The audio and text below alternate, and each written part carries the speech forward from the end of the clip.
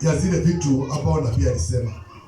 Kwa hivyo kutokana na ile hali ilikuwa kwa ground, hekalu ilikuwa ijengwe, iwekwe vitu za dhamana, na Biblia inasema ijapokuwa tu Zerubabeli alikuwa anapambana na akaweza kujenga msingi.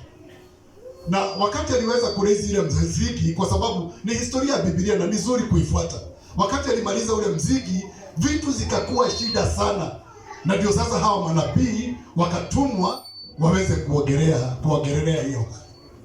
Na hapa ndio verse 6 inatuambia,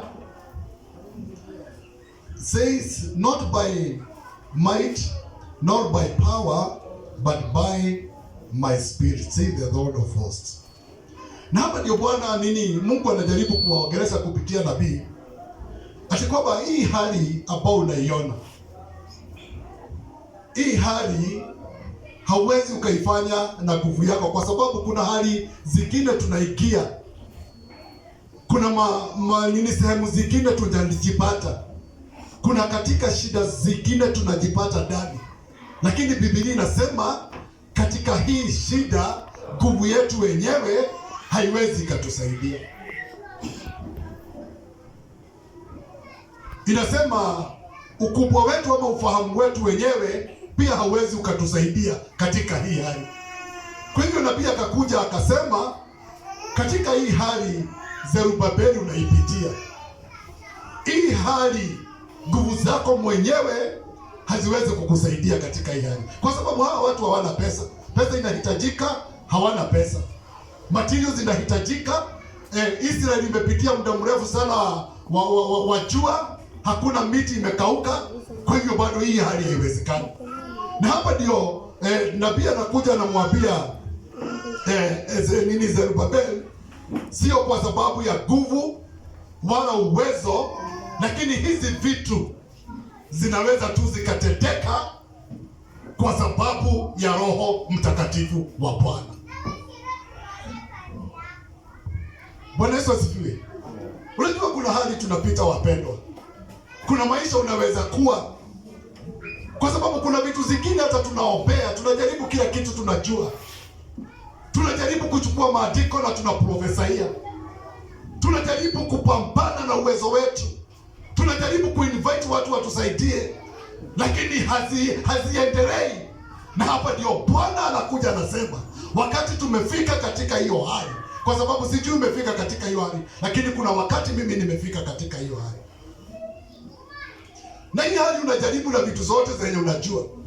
Saa zingine uko na biashara, umekuwa mwerevu wa kibiashara, unajaribu kila kitu, unafikiria umeshawahi fanya ama kimefanywa, lakini hakifanyiki. Saa zingine inaweza kuwa huduma kama hii, tunajaribu kila njia, kila mafundisho tumefundishwa katika theology na unakuta haiendelei.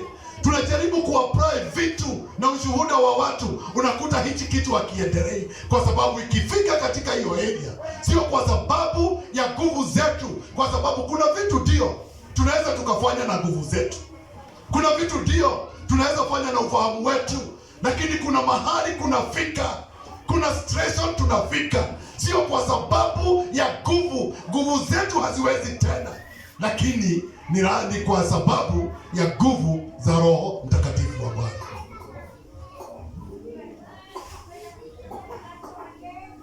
Kwa hivyo wakati mwingine tukifika hali kama hii, nguvu zetu hazitatusaidia. Bwana Yesu asifiwe. Saa zingine unajaribu kujitetea kwa watu, lakini hakuna mtu anakuelewa. Saa zingine umeingiliwa na watu kazini, unajaribu kujitetea kwa boss hataki kuelewa. Saa zingine umesingiziwa kitu, unajaribu kujitetea, haupatiwi nafasi ya kujiongea. Saa zingine umefungiwa nyumba, unajaribu kuelezea landlord, lakini landlord hawezi akaelewa, kwa sababu ikifika hapo, sio kwa sababu ya nguvu, kwa sababu nguvu zetu hapa haziwezi, uwezo wetu hauwezi katika hiyo hali, lakini itawezekana kwa ajili ya Roho Mtakatifu wa Bwana. Amen. I actually don't know what you are passing through. Labda ile maneno unapitia hauwezi ukaelezea mtu.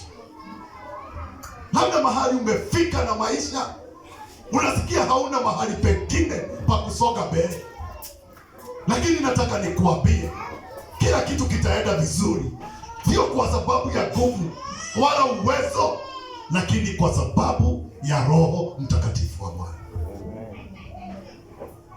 By the Spirit of God we are going to succeed.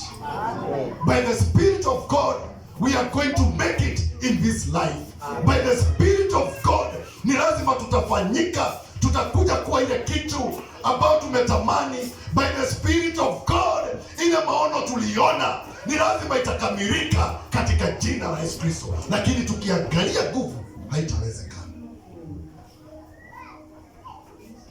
Hizi vitu ziko. Where situation is so hard, vitu ni zito.